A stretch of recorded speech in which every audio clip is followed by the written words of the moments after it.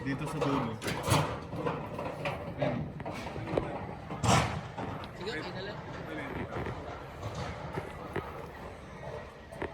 Lahat dito. Ikaw ang bibili. Ikaw ang mag-a-assemble. Ikaw ang gagawa. Hindi pwedeng magpagawa sa iba dahil mahal. Hindi lang per ora, pakyaw. Hanggang sa matapos.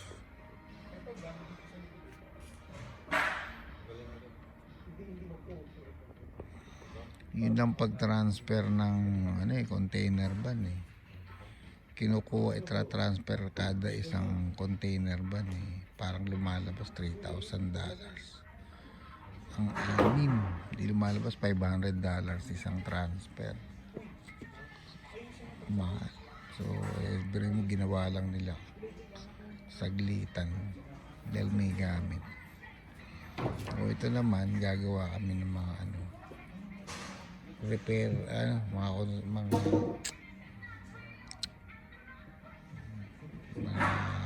development dun sa farm. Kami na gagawa. Hindi na papagawa. Ilang beses na kami nagpunta rito bumili ng mga kahoy, pintura sa Home Depot. Ito akala ko ginagawa, yung pala binibili lang. Tapos didikit na kagad. Madali na pagka ganito. Kaya pa sabi ko, grabe naman yung mga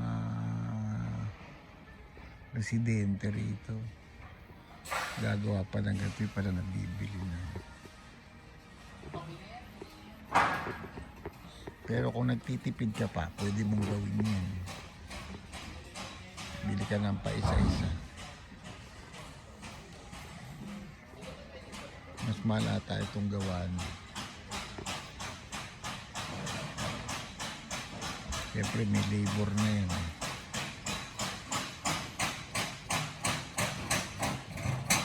Nakakita ko kanina, bata pa yung lalaki, bata pa yung babae, may itsura. May gagawin ata silang bahay nila. Sila mismo ang gumagawa.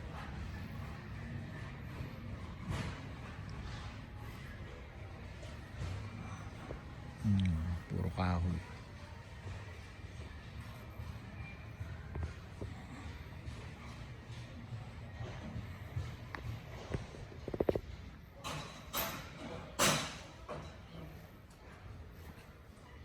May dala pa silang anak kanina. Siguro mga 5 years old.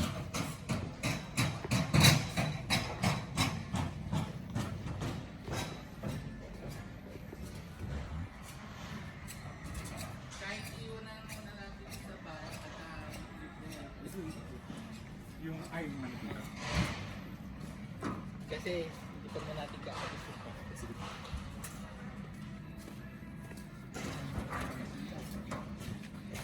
Kala ko bibili tayo sa hot.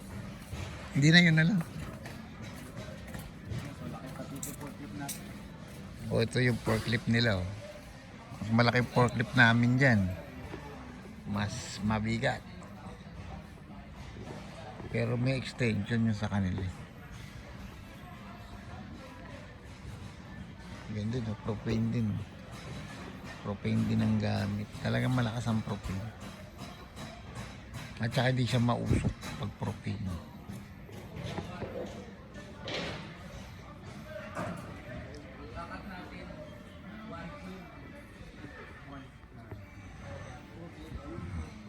Yun yung nalagay natin sa ilalim.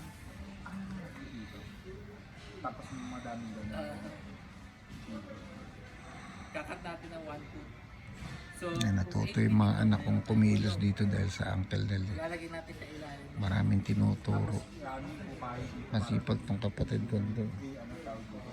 Hindi mo, busy na sa work. Busy pa sa farm. Ngayon sa dulo, ito makapal. Magaling. Makapal.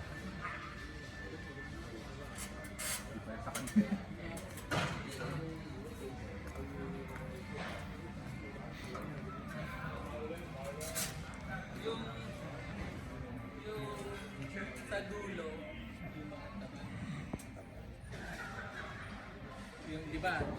Apat na sunog. 1 to 3. Bawat bulo. Pero yung gitna, yung cover.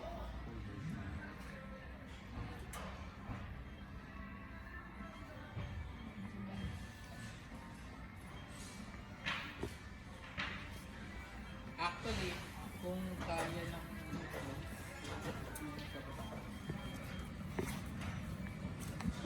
subukan natin. Ito muna.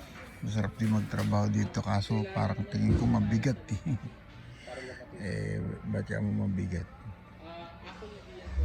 Siyempre, buhatan dito pagka inutusan ka, tumulong. Hindi siya tone na ano. Kasi pag sobrang naman taas, papasukan ng Hindi katulad doon sa Saktong maano lang dito pala. Walmart, mga product lang na kaya mga product lang na pang grocery.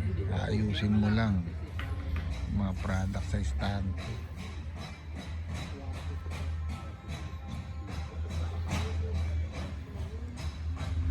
Bawas na pag pinipasok namin yung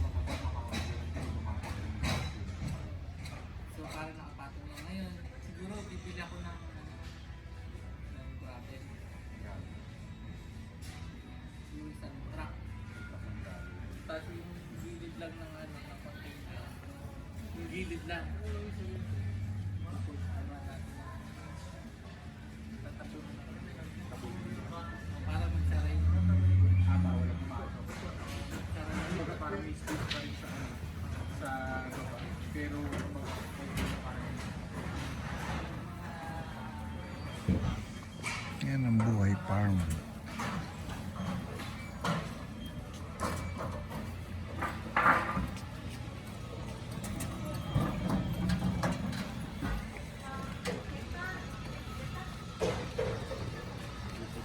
dito balik. So, yun. Ito kasi ang tawag dito pressure cooker.